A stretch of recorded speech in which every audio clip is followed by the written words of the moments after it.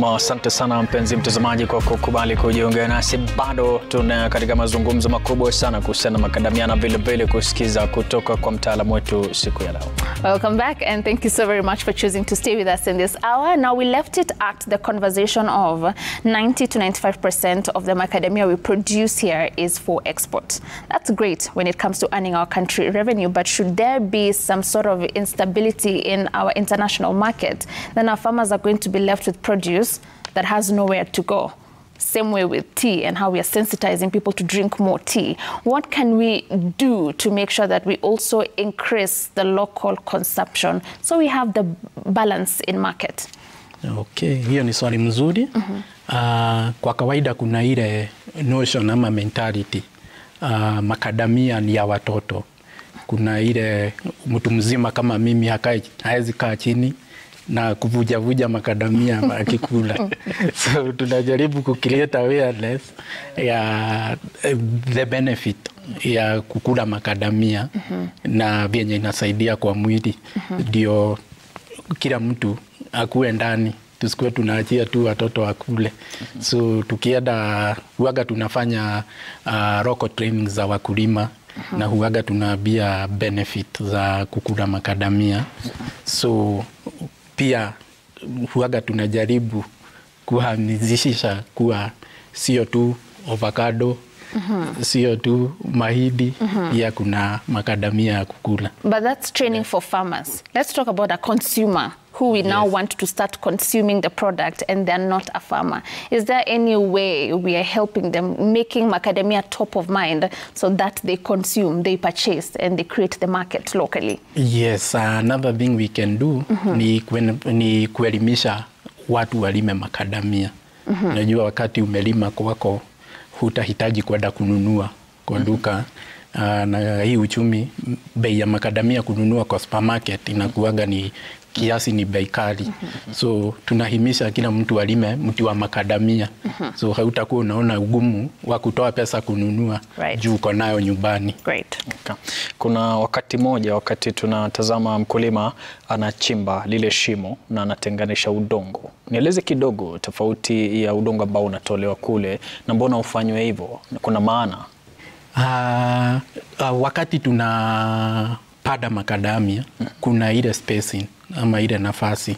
Kitu ya kwanza ni kuwa miti ya makadamia ni miti kikua inakuwa mikubwa, inapanuka. So kuna ile spacing inafaa kukua. Na ile spacing ile kidogo zaidi huaga tunasema ikue 7 by 7 meters. Kisha wakati wa kupanda huaga tunahimiza mkulima atengeneze zile shimo ikue ya 2 by 2. Yani upana ikuwe ni 2 ama 3 na pia kwenda chini isiende zaidi ya 2 feet. So kisha mchaga ya kwanza inaitagwa topsoil. Huaga tunaitenga, tunaiweka kando. Juu huaga iko na rotuba. Na ile mchaga ingine ya chini hiyo tunaiweka kando. So wakati wa kukuja kupanda tutachaganya kilo 20 ama ndoo moja ya mbolea yenye imeoza. Yani organic manure ndio tutachaganya na topsoil yenye iko na rotuba, ndio tutarudisha kwa ile shimo yetu kisha tutapanda. So the reason yenye tunafanya separation ya the topsoil na subsoil ni kuwa the topsoil iko na zile nutrients na ile mchi yetu, ile seedlings yetu inahitaji hiyo mbolea. So ndio maana huaga tunachaganya topsoil na compost manure. Yes. We also have soil on the table. Please, maybe you can help us see visually and understand the presentation that we have here. Please feel free to open. If we start with this one, right. Hii ndio mchaga yenye utapata the lower side kule Eastern ama Ukambani. So ni Makueni na Machakos. Ukiangalia kwa udani utaona hii mchaga yetu imechaganyika na ile river sand. Hiyo kwa kawaida hiyo ndio mchaga yenye utapata ile maeneo ya Machakos na Makueni. Right. Na so this also accommodates the thriving of macadamia. Yes, that is what we call sandy loam soil. Sandy loam soil. Yes. Right. Right. Then pia hii nayo hii ndio mchaga yenye utapata central. This is now central. Yes. It's different from the one we've seen from Makueni. Yes. What do we call this? And what's the difference? soil, With this one. Yes, you can see this one we have the particles for river sand, and this is more black. So this is the soil we get in central.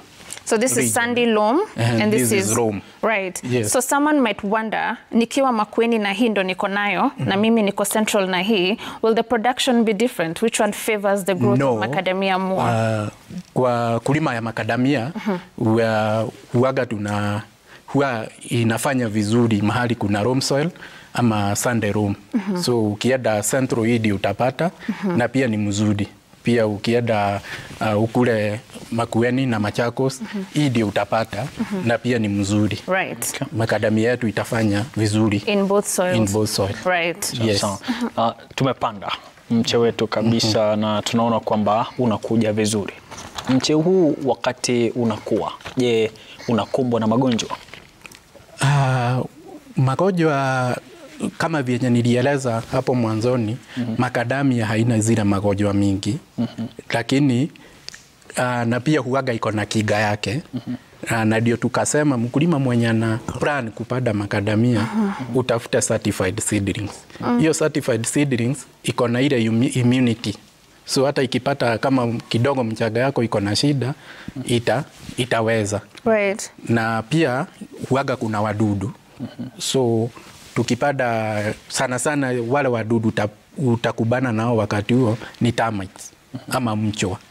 So huaga tunasema wakati umepanda mti, huwa tunahimiza uweke mulching ama mulching. Lakini hiyo mulching yetu isiguze stem.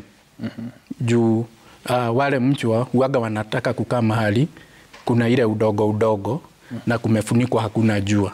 So wakati hii mulching yetu imeguza mti, mchwa yetu itapata njia ya kwenda kwa stem. Na juu it is a young seedlings, mchwa huaga inakula gozi. So hiyo seedling yetu haitaweza kupandisha maji kwa matawi. Right. Na huwa itaenda itakauka. So huaga tunasema wakati unaweka mulching, hakikisha mulching haijaguza stem. Right. Yes. Now, just to take you back on the soils, we have looked at soil that you'll find in Eastern Kenya, Central Kenya, and there's a viewer who's probably in Rift Valley province, Western region, Nyanza region, and they are wondering, does our area also accommodate the thriving of the macadamia? So when you're speaking about breaking new grounds and increasing the acreage of land under macadamia, are we also looking at other counties, and which other counties can really favor the growth of macadamia besides these two? Currently we have 12 counties zenye zinafanya macadamia. Na chenye sijaguzia ni kuwa ukienda the rest of those counties mostly utapata ni loam soil ama sandy loam, lakini mostly utapata ni loam soil. Like the one in Central Kenya. Kenya? In Central. Great. Yes. Okay. All right. Umetaja vile kuhusiana na maji. Muhimu mkubwa wa maji wakati mtu anakubali kabisa kuzama katika ukulima wa macadamia ni upi? Zile huwa tunahimiza mkulima wakati unapanda zile seedlings zipadwe wakati kuna mvua kama saa hii. Lakini kama unapanda wakati for the last like 2 years tumekuwa tuki-experience drought. So huwaga tunasema if kama hakuna mvua ya kutosha, tunahimiza mkulima for the first 2 months you make sure the seedlings were watered. Okay. So it is an observation a farmer should look at. So when you're coming up with a seedling, there's a lot of water that is required, all the way from the sunbed to potting to grafting. When I plant it in the farm, can I entirely depend on rain after that? Can it be entirely rain-fed, or still there is heavy need for irrigation? Yes, I think for the first 2 months, they're very critical. So there you can't depend on rain. That's what I'm saying. If you don't have rains, then entirely you have to do irrigation. Yes. All but right. after 2 months when the tree is done, it can survive. All right. Great. Sawa. Kuna wakati vile tukizungumza mwanzo kule ukataja kuhusiana na shughuli ya shamba. Angalia ukasema ni kama nikiamua kuingia kwa biashara sasa, niamue nitakuwa nauza seedlings pekee. Je, kuna uwezekano mkubwa nifanye hivyo bila kwenda kuwa mkulima wa macadamia? Yeah, kuna uwezekano unaweza kuwa ufanye kutengeneza seedlings ni biashara. Na vyenye tunasema kuna ile transition ya farmers kutoka kwa indigenous macadamia to hybrid. So there is that opportunity that you can be a propagator. Unaweza kuwa una produce seedlings, unauzia farmers. Right. It is very practical. Yes. Now Kenya comes fourth in the production of macadamia, all right? We are falling behind South Africa, Australia, and now recently China. But there's still something about Kenya's macadamia that is giving us an edge when it comes to the taste. We are still premium in that sector, as much as in production we're number 4. Please tell us, what is it about Kenya's macadamia that is gaining us that position when it comes to taste globally? What is it are we doing about our macadamia that is giving us that, benefit? Yes, I think ukiangalia ukulima wa macadamia tangu tuanze hatujataja chemicals, hatujataja fertilizer. We have been doing this organically. Na hiyo ni kumaanisha zile macadamia zetu zinakuwa in a natural environment. Na hiyo ndio huaga inachangia zikuwe na ile taste mzuri.